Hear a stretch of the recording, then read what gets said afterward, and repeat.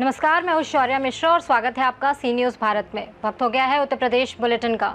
इस बुलेटिन में बात होगी अमरोहा की, जहां केंद्र सरकार के 12 साल और उत्तर प्रदेश सरकार के 9 साल पूरे होने के उपलक्ष्य में विकास भवन परिसर में विकास प्रदर्शनी और जन जागरूकता अभियान का आयोजन किया गया।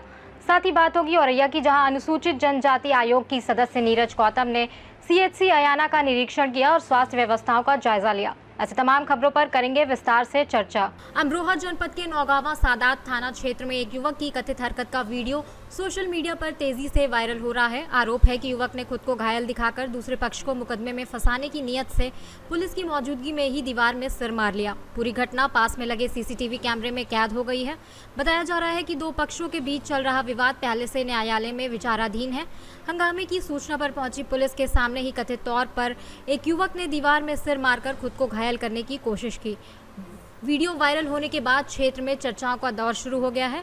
वहीं पुलिस मामले की जांच कर रही है। अमरोहा से सी न्यूज़ संवाददाता गौरव श्रीमाली की रिपोर्ट। अमरोहा में केंद्र सरकार के 12 वर्ष और उत्तर प्रदेश सरकार के 9 वर्ष पूर्ण होने के उपलक्ष्य में विकास भवन परिसर में विकास प्रदर्शनी, प्राकृतिक खेती कार्यशाला और जन जागरूकता अभियान का आयोजन किया गया। कार्यक्रम का शुभारंभ प्रभारी मंत्री एवं माध्यमिक शिक्षा विभाग की राज्य मंत्री स्वतंत्र प्रभार गुलाब देवी ने जनप्रतिनिधियों और अधिकारियों के साथ किया। इस दौरान विभिन्न विभागों के स्टॉलों का अवलोकन कर लाभार्थियों को योजनाओं से संबंधित किट, प्रमाण पत्र और आवास की चाबियां वितरित की गईं। कार्यक्रम में गुलाब देवी ने किसानों से प्राकृतिक खेती अपनाने और रासायनिक उर्वरकों का सीमित उपयोग करने का आह्वान किया। भाजपा जिला अध्यक्ष उदयगिरी गोस्वामी, विधायक राजीव तरारा और विधायक महेंद्र सिंह खड़गवंशी ने भी प्राकृतिक और जैविक खेती को बढ़ावा देने पर जोर दिया। प्रदर्शनी में सरकारी योजनाओं को डिजिटल और चित्रात्मक रूप में प्रदर्शित किया गया, जबकि अमृत उद्यान में पौधारोपण भी किया गया है। इस संबंध में आप क्या संदेश देना चाहेंगे?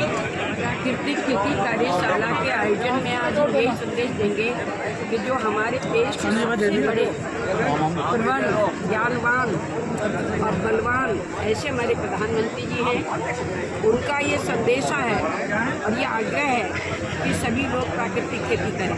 प्राकृतिक खेती से जहाँ एक और उनका स्वास्थ्य अच्छा रहेगा, वहीं उनकी आगे आने वाली पीढ़ी जो है वो स्वस्थ रहेगी और सुरक्षित रहेगी। क्योंकि जो विषैले दवाइयों का इस्तेमाल करते हैं, जिससे छोटे छोटे बच्चों को हार्ट अटैक हो रहा है, छोटे छोटे बच्चों के लिए शुगर हो रहा है, निगाहें कमज़ोर हो रही हैं। इन सब बातों को बताने के लिए कि हमारी सरकार ने कौन कौन सी योजनाएं लागू की हैं, प्राकृतिक खेती के लिए क्या क्या लाभ दे रही है हमारी सरकार, आज उस पर प्रकाश डाला है। प्राकृतिक खेती कार्यशाला के आयोजन में आज हम यही संदेश देंगे कि जो हमारे देश के सबसे बड़े प्रबल, ज्ञानवान और बलवान ऐसे हमारे प्रधानमंत्री जी हैं, उनका ये संदेशा है और ये आग्रह है कि सभी लोग प्राकृतिक खेती करें।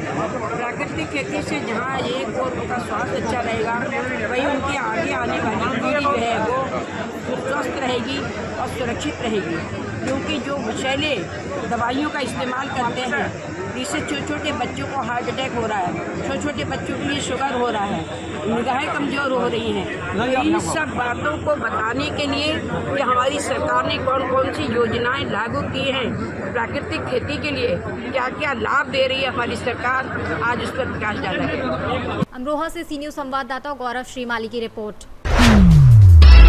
अनुसूचित जनजाति आयोग की सदस्य नीरज गौतम ने CHC अयाना का निरीक्षण किया और CHC अधीक्षक डॉक्टर सुनील कुमार शर्मा के साथ स्वास्थ्य व्यवस्थाओं का जायजा लिया। उन्होंने इमरजेंसी वार्ड, साफ सफाई और मरीजों को मिल रही सुविधाओं पर संतोष जताया। साथ ही पत्रकार कुलदीप दिवाकर प्रकरण को गंभीरता से लेते हुए उच्च अधिकारियों से वार्ता के बाद निष्पक्ष जाँच और कार्रवाई का भरोसा दिलाया। अनुसूचित जाति जनजाति आयोग की सदस्य हूँ और मेरा काम है अनुसूचित समाज के हितों की रक्षा करना। उनके साथ कहीं भेदभाव और अन्याय हो रहा है तो उनकी हितों की रक्षार्थ हमें उनके साथ खड़े रहना और उन्हें न्याय दिलाना। उसी निमित्त मेरा औरैया आगमन हुआ और औरैया आगमन पर मैंने यहाँ एक पत्रकार साथी हैं, उनके साथ अभद्रता हुई। उनके संदर्भ में मैंने SP औरैया महोदय को कहा कि इसमें त्वरित कार्रवाई कर हमको अवगत कराएंगे। उन्होंने मुझे भरोसा दिलाया कि शायद उसके खिलाफ 24 घंटे में कार्रवाई हो जाएगी। CHC अगर अयाना की बात करें तो किस तरह की व्यवस्थाएं मिली? व्यवस्थाएं बहुत अच्छी हैं, ठीक है। और अगर कहीं कोई कमी मिली है तो उस संदर्भ में मैंने उन्हें निर्देशित किया है कि इसको ठीक करिए। औरैया से सी न्यूज़ संवाददाता राजेश मिश्रा की रिपोर्ट। कछौनों में खनन माफियाओं के खिलाफ पुलिस ने कड़ा प्रहार करते हुए अवैध डंपर को सीज किया। आरोप है कि माफिया डीएम आदेश की आड़ में अवैध खनन और डंपिंग का काम कर रहे थे, जबकि सरकार का स्पष्ट निर्देश है कि अवैध खनन और माफिया राज बर्दाश्त नहीं किया जाएगा। 19 तारीख की शाम कछौना स्टेशन रोड पर पुलिस ने कार्रवाई करते हुए एक अवैध डंपर को रंगे हाथों पकड़ा और मौके पर सीज कर लिया। पुलिस की इस कार्रवाई से माफियाओं में हड़कंप मच गया है और लोग इसे कछौना पुलिस की सूझबूझ और त्वरित एक्शन बता रहे हैं। हरदोई से सी न्यूज़ संवाददाता अनुराग सिंह की रिपोर्ट। रायबरेली की नगर पंचायत वार्ड नंबर 4 थाना शिवगढ़ तहसील महाराजगंज में पीड़ित ने आरोप लगाया है कि दबंगों द्वारा आए दिन धमकियां दी जाती हैं और घर के सामने गंदगी फैलाने व तेज आवाज में डीजे बजाकर परेशान किया जाता है। विरोध करने पर जान से मारने की धमकी दी जाती है और घर पर मौजूद बहन बेटियों को भी अपशब्द कहे जाते हैं। पीड़ित ने बताया कि वह नौकरी पर बाहर रहता है और इसी दौरान घर पर यह घटनाएं होती हैं। मामले का वीडियो सोशल मीडिया पर वायरल हुआ है। पीड़ित का यह भी आरोप है कि थाने में जबरन समझौता करा लिया गया, जिसके बाद उसने पुलिस अधीक्षक कार्यालय पहुंचकर न्याय की गुहार लगाई है। दादा क्या नाम है? दिलीप कुमार पुत्र कन्हैयालाल। कहाँ के रहने वाले? शिवली वार्ड नंबर 4 थाना शिवगढ़ नगर पंचायत शिवगढ़। समस्या क्या है? समस्या ये है कि हमारे दरवाजे के सामने जबरदस्त लोगों ने सहन बना लिया और उसके बाद में वहाँ जानवर बांधते हैं, उससे लैट्रिन करवाते हैं और उसी से बहुत गंदगी मचा रखी है। हम अपने दरवाजे बैठ नहीं सकते हैं। वो जबरदस्ती इतनी कर रहे हैं, मुझे जान से मारने की धमकी दे रहे हैं। एक दिन 4 लोगों ने और पूरा खानदान मिल करके मेरे दरवाजे पे चढ़ के मुझे और मेरे बच्चों को अभद्र तरह से गालियां दे रहा था, यहाँ से जान से मारने के लिए तैयार था। तब हमने अपने बच्चों को बोला वीडियो बनाओ इनका। वो वीडियो रिकॉर्डिंग है मेरे पास जिसमें इनके द्वारा अभद्र गालियां दी गई और मारपीट की मुझे जान से मार देने का अंदेशा है। अगर मेरे साथ लोग हैं? वो 4 लोग हैं बारी जात के। उनका नाम है कान्हा, रिंकू, अंकित और वैभव। और इनके खिलाफ अगर कार्रवाई नहीं हुई, कब की घटना है? ये 15 तारीख की है।